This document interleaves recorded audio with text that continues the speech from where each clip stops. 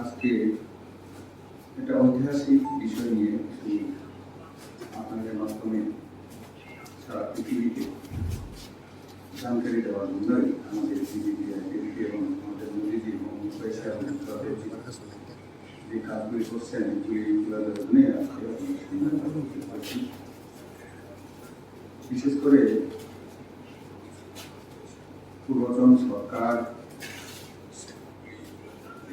সরকারের নেতৃত্বে যখন সরকার শুরু হয়েছিল তখনই মিজোরাম থেকে আমাদের স্বদেশের লোক ব্রু সংস্থার অর্থাৎ ইয়াং শরণার্থী বিতাড়িত হয়ে বিভিন্ন রকম হিংসা, বিভিন্ন রকম মার দাঙ্গা অনেক কিছু হওয়ার পর ওরা ত্রিপুরাতে প্রবেশ করতে বাধ্য হয়। বসিরামপাড়া, আনন্দবাড়া, ওইসব বিভিন্ন এলাকায় ওরা আসতে বাধ্য হয়। অথচ দেখা গেছে বিভিন্ন এনজিওরা ওইখানে ট্রাকে ট্রাকে গিয়ে ছেড়ে এই ঠান্ডার সময় বস্ত্র নেই, তাদের বস্ত্র দিয়েছে, পলিথিন নেই, পলিথিন দিয়ে সাধারণত কমসে কম কুয়াশা থেকে রক্ষার জন্য দিয়েছে। কিন্তু দেখা গেছে দলের সরকার এটাকে একটুও সহানুভূতি দেখায়নি। কিন্তু আমাদের সরকার আসার পর এই বিষয়টা বিশেষ করে আমাদের প্রধানমন্ত্রী এবং স্বরাষ্ট্রমন্ত্রী অমিত শাহ এবং বিশেষ করে রাজ্যের মুখ্যমন্ত্রী ইয়ং যুব আইকন সর্বকালের পঞ্চম রাজ্যের মুখ্যমন্ত্রী হিসাবে ওনাকে সবাই শ্রেষ্ঠ বলে আখ্যায়িত করছেন। কারণ রাজ্যটা যদি সহমর্মিতা না দেখাত তাহলে কেন্দ্রের ইচ্ছা থাকলেও করা যেত না। তেমনি দেখা গেছে প্রধানমন্ত্রী কিষাণ সম্মান নিধি, উজ্জ্বলা যোজনা, আয়ুষ্মান ভারত, বিভিন্ন রকম, যেমন পশ্চিমবঙ্গে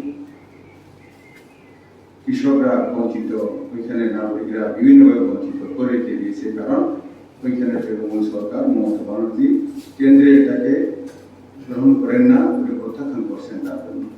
কিন্তু ত্রিপুরার মুখ্যমন্ত্রী উনার শরীরে থাকার জন্য মানবতা উনার হারে হারে আছে বলে 23 বছর পর আমাদের সরকারে এসে এই ব্রু শরণার্থী, এটা শরণার্থী বলা যায় না এটাকে, কারণ অন্য দেশ থেকে আসলে তবে শরণার্থী বলা হয়, কিন্তু আমরা ব্রু শরণার্থী বলছি এটাও ঠিক নয়। তো অন্য আমাদের অঙ্গরাজ্য থেকেই, ভারতবর্ষের অঙ্গরাজ্য থেকে বিতাড়িত হয়ে দেশে ওদেরকে সমাধান করেছে এবং প্রথম দফায় 600 কোটি টাকা ভারত সরকারের তরফ থেকে প্যাকেজ দেওয়া হয়েছে। এখন আপনারা জানেন বিভিন্ন জায়গায় এটা যে তাদেরকে পুনর্বাসন দেওয়ার জন্য জমিন সংক্রান্ত সবকিছু নথিপত্র শুরু হয়ে গেছে। এটাও আগামী দিনে আমাদের ভারতীয় জনতা পার্টির পরিষদীয় দলের যারা আছেন, যে আমাদের বিজেপি, ওনারা কিরকম খবরগুলো হচ্ছে ওইটাও দেখা দেখবেন গিয়ে জায়গায় জায়গায়। তেমনি গত 1 তারিখে আমাদের প্রিয় মুখ্যমন্ত্রী দিল্লি থেকে, অথচ আগে আমরা কেউ জানতে পারিনি। এটাই হয় আমাদের ভারতীয় জনতা পার্টি, কাজ সে মতলব পিড়া আগে আগে গিয়া তাকুল পিটাবে, এটা নয়। উনি 1 তারিখে গেলেন দিল্লিতে, গিয়ে অমিত শাহের সাথে কথা বললেন বিষয়টা, কারণ তাদেরকে পুনর্বাসন সুযোগটা দিলেই তো হবে না, কারণ ওদের তো রুজি রোজগারের বিষয় আছে, রোজগার নেই, ওরা খাবে কি করে? তার জন্য মিনিমাম কমসে কম যেটা অটল বিহারী স্বর্গীয় অটল বিহারী বাজপেয়ীর প্রধানমন্ত্রী আমলে যে অন্তর্দয় উনি 2 টাকায় চাউল দিয়ে গেছেন, ওইটাকে করার জন্য 6,959 পরিবার পুরুষ, যদি 5,000 সামথিং ছিল, কিন্তু পরবর্তীতে আরো এসে একটা জোর হয়েছে, সবাইকে উনি ভিতরে নিয়ে এটাকে 2 টাকার চাল দেওয়ার ব্যবস্থা উনি পাকাপোক্ত করে এসেছিলেন। এর সাথে কমসে কম ম্যাক্সিমাম 35 কেজি পর্যন্ত, তেমনি আবার ফ্রি 5 কেজি করে প্রত্যেক ফ্যামিলির যে মেম্বার্স তাদের জন্য উনি ঠিক করে এসেছেন।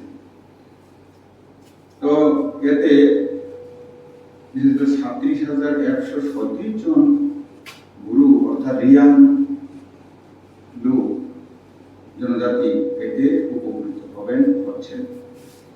তেমনি আপনারা নিশ্চয়ই দেখেছেন আমাদের ভারতীয় জনতা পার্টি বিশেষ করে মোদীজি ত্রিপুরাটাকে মডেল স্টেট করার জন্য উনার হীরার সাথে হীরা প্লাস উনি যে করেছেন, উনার পরিকল্পনা এবং উনার যা চিন্তাধারা, উনার যে অ্যানাউন্সমেন্ট এর সাথে সাথে তাল রেখে গত কিছুদিন আগে আমাদের এখানে ভারত সরকারের অর্থমন্ত্রী সুশ্রী নির্মলা সীতারামন এসেছিলেন। তখনও উনি জনজাতিদের উন্নয়নের জন্য 1,300 কোটি টাকা উনি প্যাকেজ ঘোষণা করে দিয়ে গেছেন। এতে আমাদের তরফ থেকে, ত্রিপুরাবাসীর তরফ থেকে, সবার তরফ থেকে, কারণ জনজাতির ক্ষেত্রে উন্নত হলেই রাজ্যটা উন্নতি হবে। এটা শুধু জনজাতিদের উন্নয়ন এটাই হয় না, রাজ্যের উন্নয়ন। তো কাজে আমাদের রাজ্যবাসীর তরফ থেকে মোদীজি এবং আমাদের মুখ্যমন্ত্রীজি ও অর্থমন্ত্রীজিকে ধন্যবাদ জানাচ্ছি আমাদের তরফ থেকে। তেমনি আলাদাভাবে 3টি প্রকল্পের জন্য 64 crore 66 কোটি টাকা আলাদা, এটা কিন্তু আলাদা আমাদের এটা উনি যদি পত্রিকাটা একসাথে 1300 কোটি এটা রিলিজ করে দিয়েছে, এটা বলেছে, এটা নয়। আসলে 1300 কোটি হচ্ছে জনজাতির উন্নয়নের জন্য ডেভেলপমেন্ট ডিপার্টমেন্টের মাধ্যমে এটা হবে, এডিসি তার জন্য দিয়েছে। তবে 66 কোটি টাকা এটা হচ্ছে আলাদা একটা আলাদা পরিকল্পনার জন্য এটা দেওয়া হয়েছে। তো কাজে বিজেপি সরকার ত্রিপুরা রাজ্যে শুধু নয় সারা ভারতবর্ষে যেভাবে করে যাচ্ছে এবং ত্রিপুরার জন্য আলাদাভাবে যে করে যাচ্ছে, এটা সত্যি প্রশংসনীয়, ধন্যবাদের যোগ্য। এবং আমরা ইতিহাসে 72 বছরে 1949 সনের 15 অক্টোবর ত্রিপুরা ভারতের সাথে যোগ দিয়েছিল।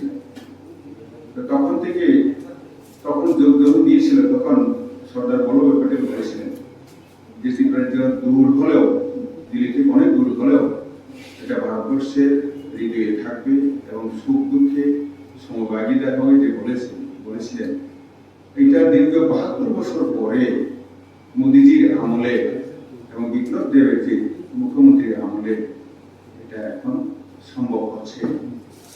তো কাজে আমাদের তরফ থেকে ধন্যবাদ, হাজার হাজার ধন্যবাদ জানাচ্ছি। এবং আগামী দিনেও বিশেষ করে দলের ক্ষেত্রে, বিভিন্ন রকম রাস্তার ক্ষেত্রে, এগুলিও অন্যভাবে এটা ভারতবর্ষের তরফ থেকে আসে, এটাকেই বলা হয় যে ডাবল ইঞ্জিন। তো কাজে তার জন্য আমাদের তরফ থেকে ধন্যবাদ জানাচ্ছি। এখন